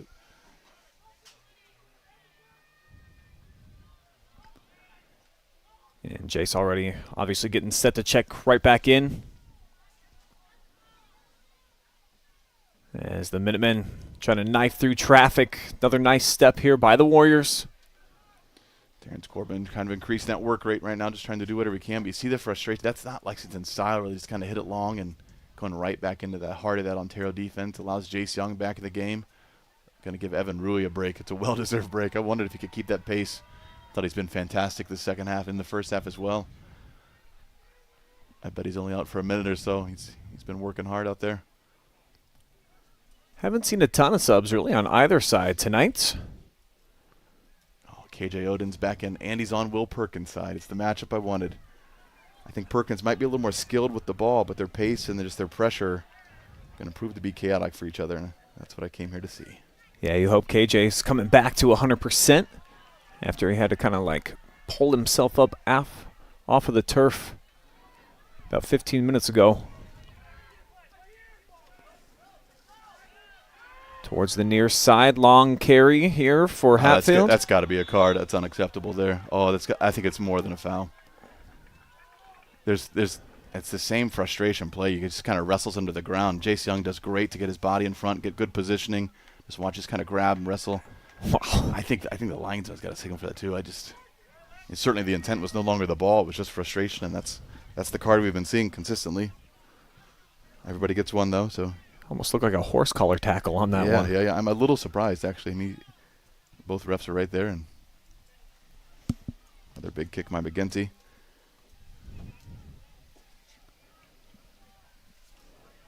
Oh, it was almost a decent build up there. But the last pass from Sanchez Vidal came up just a little bit short.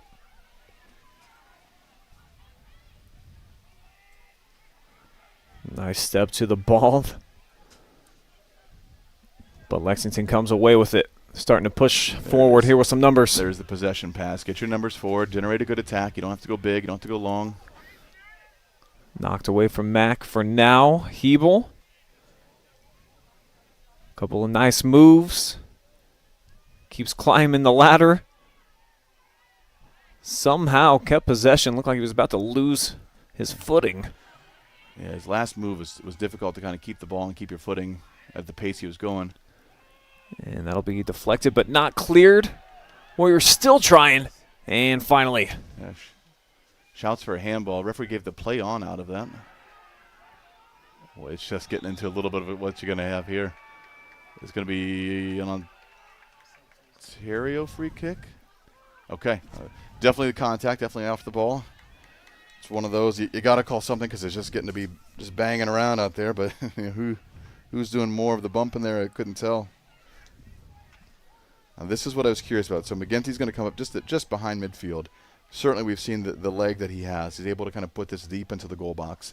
Can Ontario get something forward on it? That's a good ball in. It's dangerous. Ontario doesn't get deep enough, though.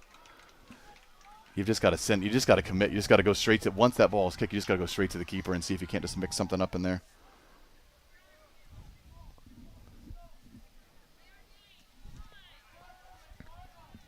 Warriors still without a shot here in the second half. They've been able to get it into some dangerous locations, but have not been able to put any time of a shot as this one sneaks through. A bit of a miscue there. Yeah, good build a couple up. of them. I thought the idea was right. Just the execution was poor on that one. But that's more of the Lexington style. I think it's going to generate the offense you want, the opportunities you want. Just being patient with the ball. You got to draw those center defenders out. You got to move them around a little bit.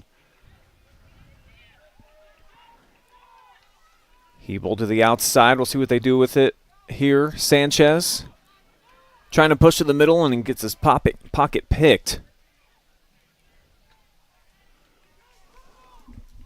McGinty knew it. He knew it all along. Just deflect it down.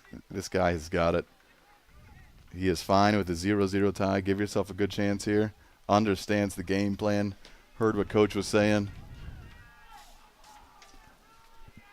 And a big punt. Ontario's got to do a better job, at least putting pressure on to not make that so easy. You can't maybe necessarily win the header there, but you can just disrupt it so it's not easy for Lexington, and they can't get right back in the attack so fast. There's some subs coming back in for Lexington now, and Ontario as well. Evan Rui coming back in, well-deserved break. Got about 4 minutes out there. I certainly thought there's no way he keeps the pace and energy that he had the whole half. I think coach nailed it.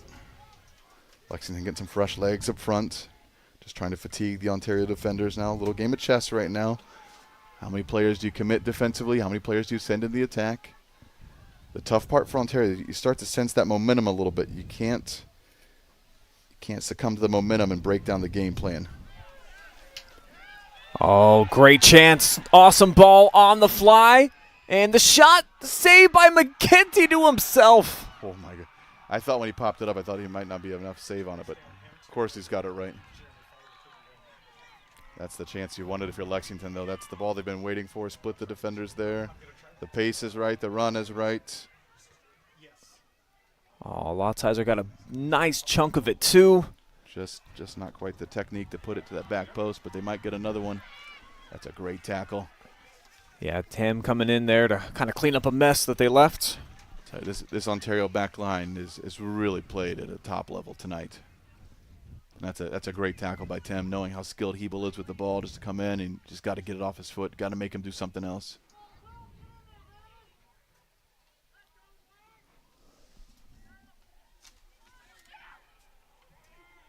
It's going to be last touch here by Lexington. It's off the right foot of Jackson Pig. Big throw in, poor clearance first time, but Ontario benefits, gets the goal kick now. Taking a sub. You wonder if the penny drop was even intentional, taking more time off the clock. These Ontario guys know what they're doing out here. I don't think so. But a little bit of gamesmanship all the way around, Jesse. Absolutely. Well, that was, if you're Ontario, you're coming as the underdog. You're looking for that little edge, that little opportunity. And at the same time, you don't want to break defensively.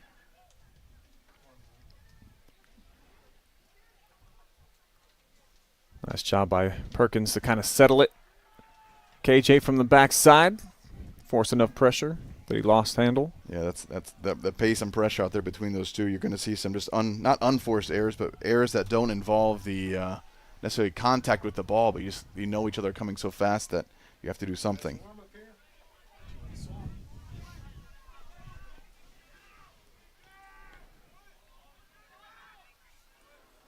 Yeah, Lexington just not really finding that next pass in the middle there. First of all, it's part of Ontario's defensive strategy, not letting them get in that attacking area. They're a little stagnant off the ball right now, just kind of waiting to see what happens, and you don't really see him checking into space. I really think you got to find Hiebel. You got to let him create. He's been their creator, and there it is. There he is. That's a great ball in. Yeah, Jack with the money ball to the outside for Pig. And it's going to get deflected for a corner kick. Yeah, the timing, the weight of that pass was exactly right. I think you've got to connect through Hiebel through the middle. He's kind of playing almost like a defensive mid, an attacking mid. I think when you're the back line for Lex, you got to find his feet, let him go forward, let him create, and then someone else can be the benefactor of it. Back post, a lot of bodies in there. McGinty was able to Superman it away. McGinty also fell down after that. I think he got tangled up with the Lexington players. You'll see at the end of the, right there, it's certainly not intentional. I think Lex was just on the ground trying to recover, and McGinty falls right on top of him. Hiebel looking for the cross. Now they'll have to lay it back to the middle now with Terrence. Build-up's a little casual there. The idea is right. The execution's not. You can't go deep into that center back. You've got to just keep the ball at feet there. Just keep it moving. They're understanding the game plan a little bit. Just their execution, that final third, just not quite there yet for Lexington. Throw-in's going to make its way into the box here from Mack. And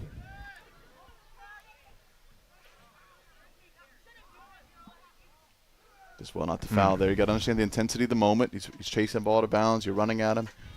Contact's going to happen. You just don't foul on the contact. Approaching the 10-minute mark now. Still scoreless, 0-0. Could see overtime in our future.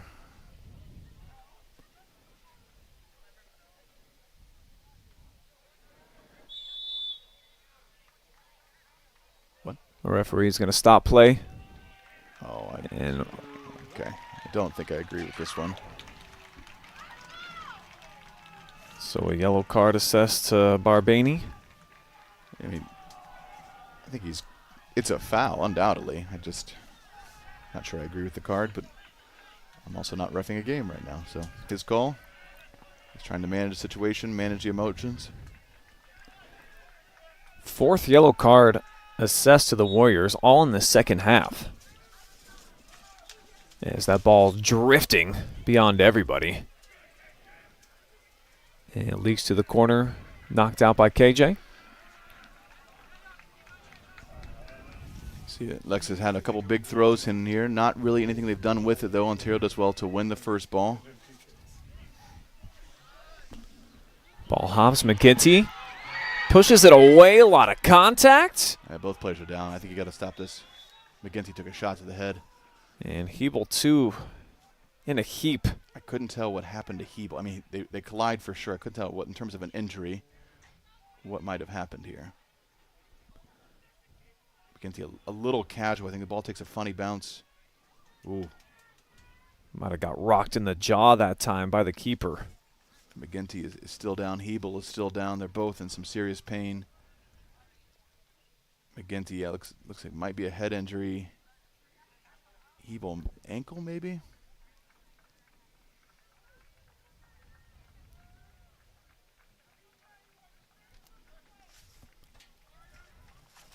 Dante's sitting up at least. That's a good sign. Yeah, he definitely took a shot to the head there, didn't he?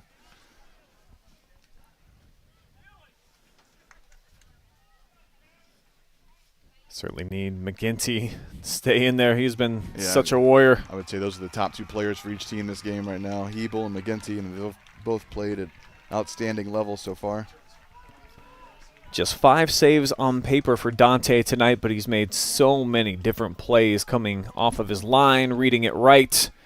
And you see they're giving up the body. But I think we need to check the injury. I think he's going to have to sub out. I believe that the game was stopped for an injury. If I'm not mistaken, you have to be subbed out. So we'll see if Hiebel stays on. The question will be if there's 2 injuries. We'll see how that plays out a little bit. I don't know. Well, Hiebel's yeah, McGinty is definitely been taken making out. his way off. Hiebel's making his way off. Perkins is stretching on there in front of the bench. So it's going to be Aiden Wagner is going to come in at goal for the Warriors here. McGinty is they dropped the penny again. slippery pennies out there. The clock has stopped, so I don't think it was a time-wasting tactic. I think it's going to be a Lexington throw-in. Got a brand new keeper in. Hiebel's not quite to the line. He's heading to the line now to sub back in. McGinty's at the line to sub back in. And big throw-in. Boy, what an opportunity here for Lexington with a brand new goalie in. Yeah, I think you want that goal kick. Get your keeper back in. You hope Aiden Wagner's up to the task. That is a tough task to kind of come in cold. No warm-up, no expectation of being in there right now. You just got to be ready. And he was. He did it. It's going to be a corner, though. It should be subs, if I'm not mistaken. Yeah, both players will come back on. Yeah, Lotzenheimer suggesting that it got deflected. It did indeed. So we'll see our second corner kick here in the second half for Lexington. I think Pete Tim tried to pull Hiebel off the line to keep McGinty out of the game for on the corner. You can see some frustration there. I'm telling you, there's a lot of just mental notes here that are just trying to figure this game out a little bit. Got some quality players. We are under 9 minutes to play now, and the score remains 0-0. Trip to Thursday's district championship on the line. Lexington has won all of them since 2018. Though that one missed everybody somehow. Yeah, it was a little deeper than they normally play, certainly kind of drifting away from the box.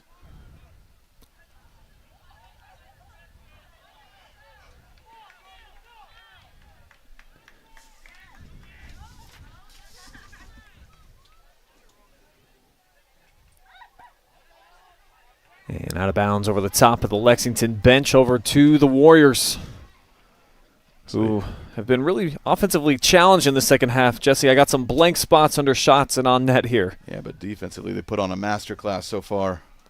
Certainly have defended well. Made it tough on Lexington. Lex is starting to put some numbers forward. McGinty is taking a beating back there, but he smothers the ball there. He's going to take his time to get up. McGinty gets the game plan. He's got the skill to back it up. He's also got an incredible punt. I think the best I've seen this season. Absolutely. That's the deflection they need. That's why I think you just put a little bit of pressure on. That's a great ball. It's going to be a chance for on. Oh, he stopped it. Yeah, Sanchez Valdez or Vidal put it out wide for him. Oh, the flick. He's offsides. Just a hair. I don't think I pull that back. Heat of the moment. I think you got to go. You got to get a shot off there. It'll be tough to see if he's offsides or not from our angle here. Yeah, can't really see when the ball was played. It's a big play there. Referee's right in line. He calls it.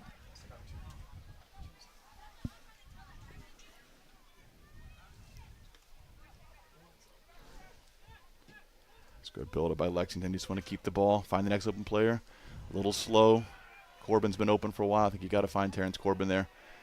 you've got to connect through Hiebel and Corbin. I think that they're the playmakers. You got to get them the ball.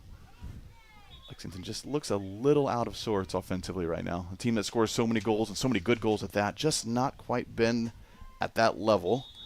Part of it's decision making, and part of it is just the defensive effort of Ontario.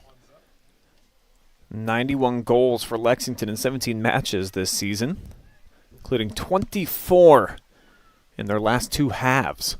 91's an impressive number, but when you look at the schedule they played, I mean, that's a really impressive number.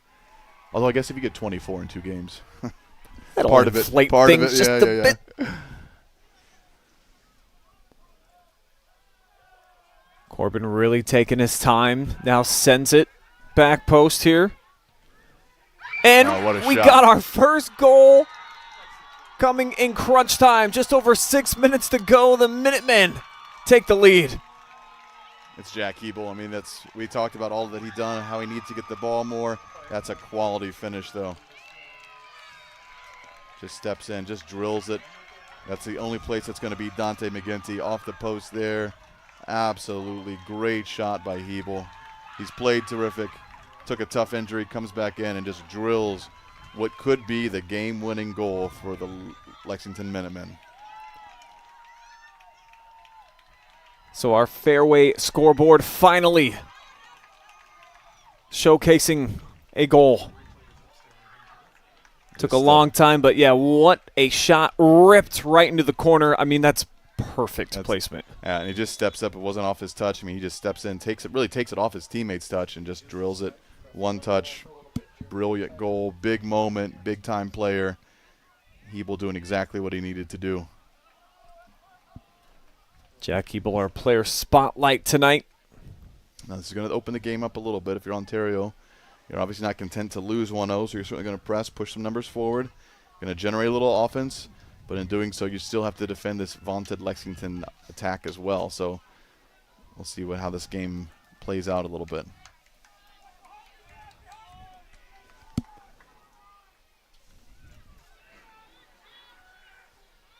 Couple nice setups there. Backtracking, though, to make a play with Lotzenheiser.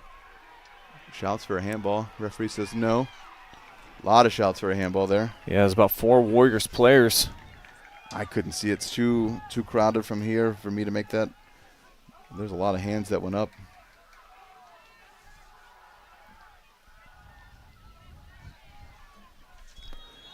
And the referees are actually going to stop the game here for a moment. Yeah, I think Armstrong's going to get a bit of a warning here. Stephen Armstrong, first year over here at Ontario. Former state champion winning coach. Someone Evan Rui off. Maybe just another attacking presence here. Not sure what the delay started. Certainly there was some frustration from Armstrong out there, but I'm not sure what it actually was, if it was questions on the handball or just a different incident altogether. Warriors still with plenty of time here as we return to action. And this will help. Yeah, absolutely. Let's see what Ontario sends forward here. Oh, now I see Dante McGinty. I missed all this. Dante McGinty has been subbed off as keeper. He's on the field as a field player. And he's a good one at that. We've talked about what he can do as a keeper. He's actually a phenomenal field player. They play it short. Now they'll lob it into the box. Headed out of there right now by Lex.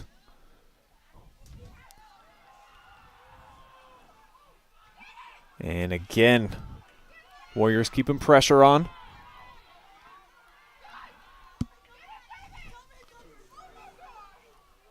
KJ chasing down in the corner. Lexington defending with 10 right now. It's going to be tough to get a good shot off. You got to kind of break him down. Good skill by Pierce. Bit of a rough pass, though. The skill was so good, the pass was not. Young kind of mismeasured the pass, but kept in bounds. Big ball to the middle of the field and headed away again. You know what I'm not sure is what number McGinty is. I can't quite pick him out now without the keeper jersey on as to where he might be.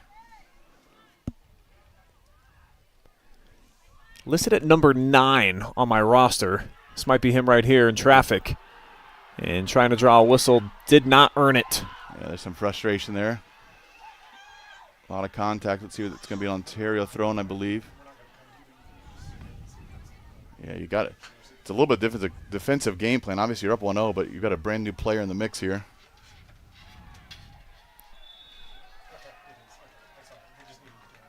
Play's going to stop. Injured player down on the field right now is Will Perkins on the far sideline. I think a card is coming as well.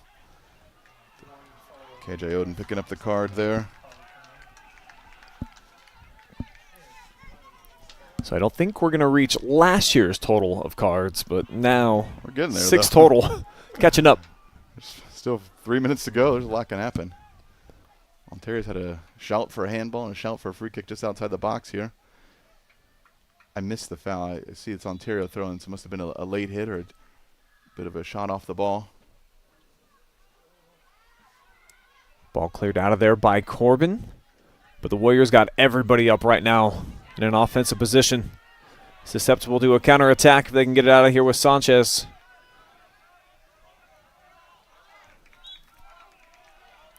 Oh, linesman said the other way. Center ref said one way. There's going to be a Lexington throw-in. Now the time wasting will start the other way. He's pretty quick in his throw, pretty deep as well. Mack heads it toward the middle of the field. Bit dangerous. A couple of Warriors lurking in the area.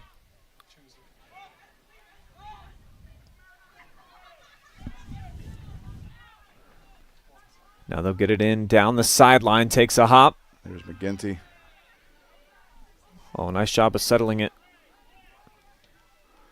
Good ball in by Jace. Defended nicely by Lexington. It's just you got to keep winning those balls.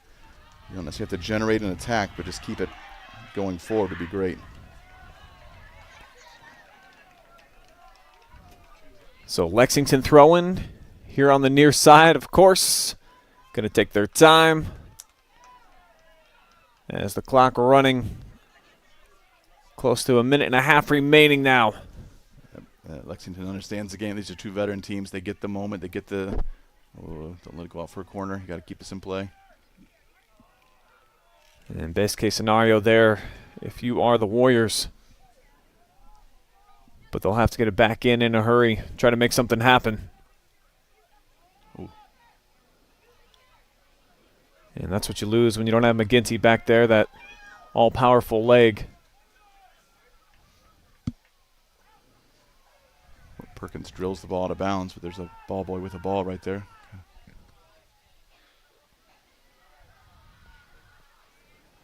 Corbin's collected there. 1 minute to go. Hiebel dribbling his way through traffic out wide. He might just go to the corner and wrap it up here.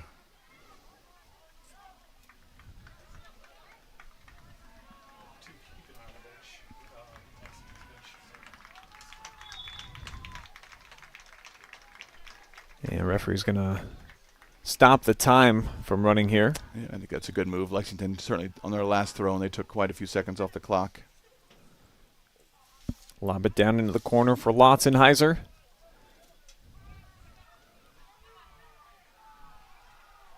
And the Warriors running out of seconds, now under 30 to play.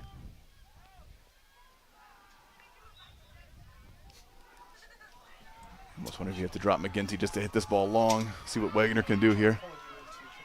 That's not bad. It's a good flick on. It's what you need. Yeah, last chance here for Ontario. Looking to press forward if they can get possession.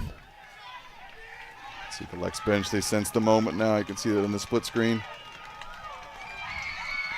And that will do it here from Shelby Lexington, moving back into the district championship to defend their crown as they get a late goal from Jack Hiebel to knock off Ontario 1-0. Stay with us, folks. We'll take a quick commercial timeout and be back with your Mechanics Bank postgame show that will include an interview with our Rinehart Insurance Player of the Game. All that coming up just on the other side of the break.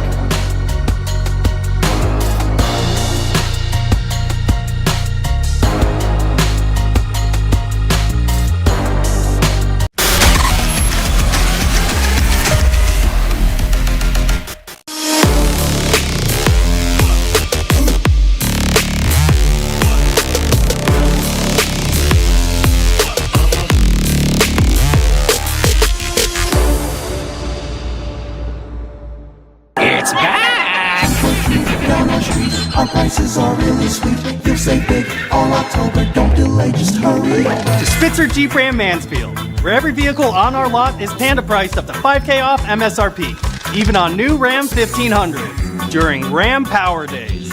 Scan the QR code now and sink your teeth into these sweet deals today. Don't be scared, come and say At Spitzer, our world revolves around you. Are you looking for a solid career, job security, great pay, and rapid advancement? An important role with a global leader that invests in state-of-the-art technology, develops world-class solutions, and is committed to a cleaner tomorrow? Yeah, we have just what you're looking for.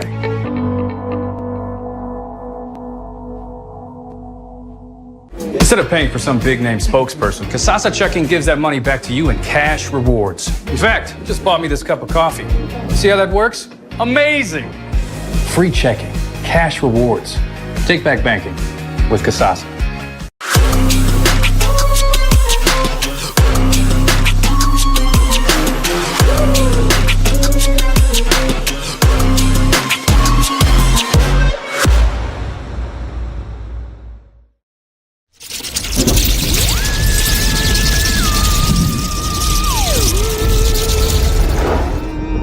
Happy Halloween!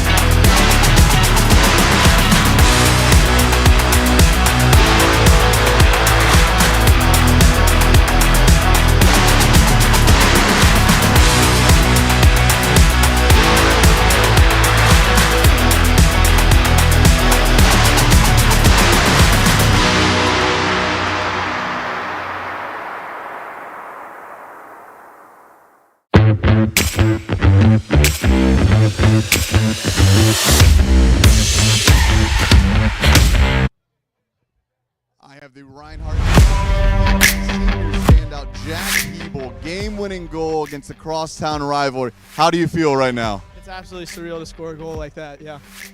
Yeah, you know, talking about that game, certainly that, I don't know, when you talk about the game plan, 0-0 late in the game, what were you thinking as the game progressed tied 0-0? Honestly, you know, the game goes on, you know, it goes back and forth the whole time, and that's just one of those things where you have to take advantage of those chances you get. So each and every chance I had to make the most of it. Absolutely. I thought you played phenomenal through the middle there, created some really good chances, and obviously scored the game-winning goal because of it. You know, this is a team, you have a lot of a tournament experience, a lot of success. What's next for you guys? What's next on the box? Honestly, we're just looking forward to our game on Thursday. I mean, this game, we just finished it right now, but we're always looking forward to the next one. We're looking to go all the way to state this year for sure. Absolutely. One game at a time. You got it. What for you, any shout-outs? Anybody watching home, online? Shout out over here to my mom, my dad, and my grandparents. All right, mom, dad, grandparents, thanks for tuning in. Rinehart Insurance MVP, Jack Hiebel.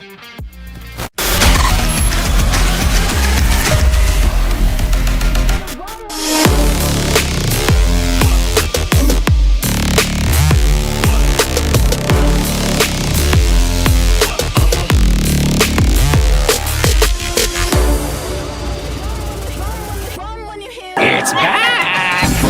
Down the street, our prices are really sweet. You'll save big all October. Don't delay, just hurry. Spitzer Jeep Ram Mansfield, where every vehicle on our lot is Panda priced up to $5K off MSRP, even on new Ram 1500 during Ram Power Days. Scan the QR code now and sink your teeth into these sweet deals today. Don't be scared, come and save. At Spitzer, our world revolves around you. Are you looking for a solid career, job security, great pay, and rapid advancement? An important role with a global leader that invests in state-of-the-art technology, develops world-class solutions, and is committed to a cleaner tomorrow? Yeah, we have just what you're looking for.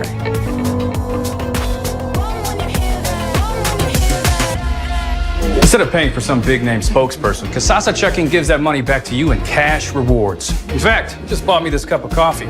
See how that works? Amazing! Free checking, cash rewards. Take back banking with Casasa.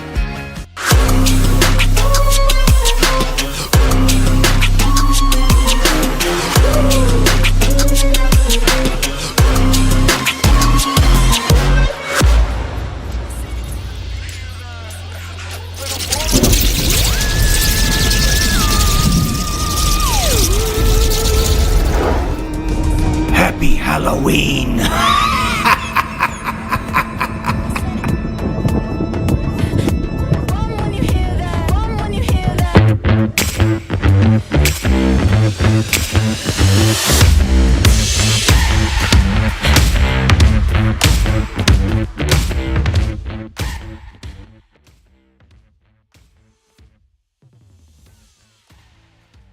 Broadcast brought to you folks live and all of our generous sponsors, including Fairway Mortgage.